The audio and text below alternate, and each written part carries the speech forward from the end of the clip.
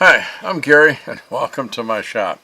On this quick shop tip video, I'm going to show you how I made this jig to check the blade alignment and my fence alignment on my Home Depot Ridgid R4512 table saw. It's a simple jig made out of simple supplies within the shop, and I'll show you how I do this.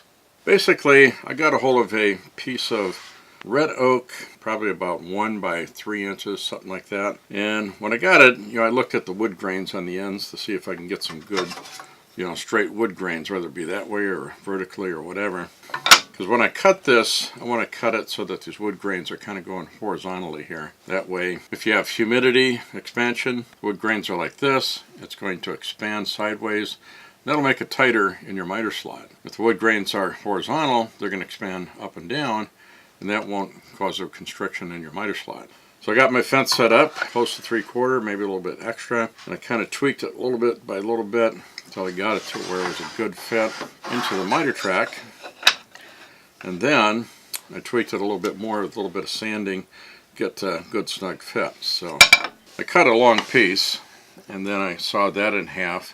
I have 2 pieces, because this piece is going to go into the miter slot. This other piece is going to go crossways to hold my dial indicator.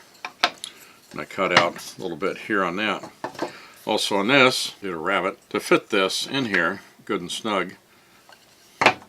Then I used a 1/2 inch Forstner bit so I could put a 1/4 inch bolt through here, and then at the bottom of the hole, after the Forstner bit is done, it leaves a little bit of a dimple there. What I used 135-degree standard drill bit to drill it through, because if you use a brad point bit, it has wings on it, much like a Forstner bit is. So if one is off by 1/1000th of an inch or something, and if that wing catches before the other one, it can kind of throw you off and get you off center on that. So use the standard drill bit to make sure I stayed on center. Got that mitered through so I can put it in a slot here. Then I cut out the other one here, cut a dado, or what do you call this, a rabbet, since it's going off the end there. Then drilled a hole through the end for the bolt to go through to mount the dial indicator. Then I rounded over the edges here on my oscillating sander to make it so that the dial indicator can rotate on this without catching on anything. Next, I'm going to make some slots in here. I want this to be kind of adjustable, different ranges. I decided to shorten this up a lot because it seemed like an awful long reach for what I needed, where it says 3rd hole, works pretty good, and I cut holes here rather than a long slot because it proved to be a bit precarious trying to make a slot on the router for that size. So just made a bunch of holes there. I can adjust between them and get close into there. Like on this one, this 3rd hole works pretty good for me. Then I just put my wing nut on here, tighten that down, get that onto the blade. Then I can zero out my gauge here and then check my differences between ends of the blade.